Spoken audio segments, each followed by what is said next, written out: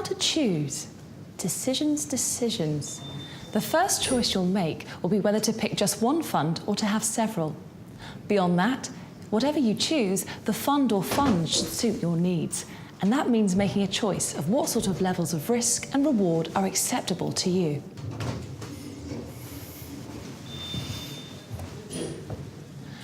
It's natural enough to think of risk as a bad thing, but risk isn't necessarily bad. Starting a new job or moving house are things that contain risk, but can turn out extremely well. Reward comes from growth, that's rising prices, and from income, say dividend or rent paid. These rewards will tend to be higher where there is more risk, where the prices can change more radically, for better or for worse.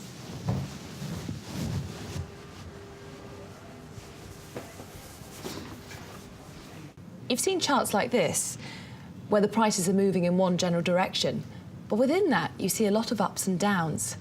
Whilst the ups are good, the downs could be a time when it's a problem to you, so this is a risk. Through diversification, you can reduce exposure to this risk.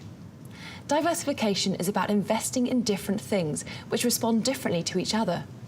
Different asset classes will be affected differently by news and trends. Different regions will have varying economic opportunities, different weather and political events.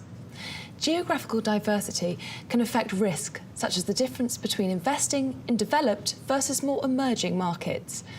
You can pick more than one fund, or pick a fund that invests in a range of different assets.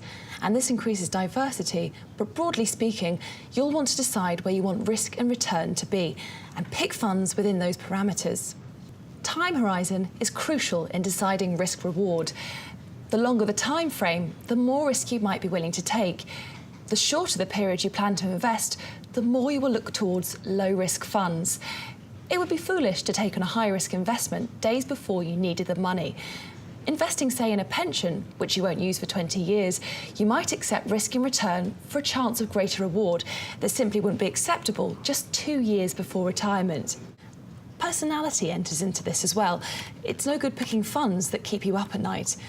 For a lot of people, picking one fund that splits investments is the easiest and best solution. Others may want to pick different funds for themselves,